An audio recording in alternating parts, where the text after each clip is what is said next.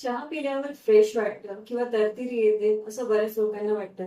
पण एक चहा असाही आहे ज्याच्यामुळे आपल्याला शांत झोप लागायला मदत होते किंवा स्ट्रेस कमी होतो आणि तो चहा म्हणजे कॅमोमाईल ग्रीन टी.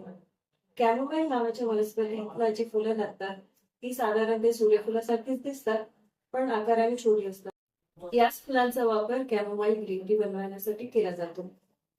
कॅमोमाईल मध्ये फ्लेवोनॉइड किंवा एपिजिनिन नावाचे अँटीऑक्सिडंट असतात, जे आपल्या मेंदूला आपल्याला शांत झोप येण्यासाठी जे रसायने कारणीभूत असतात, त्यांना स्टिम्युलेट करायला मदत करतात आणि त्याचबरोबर स्ट्रेस हार्मोन सुद्धा कमी करतात.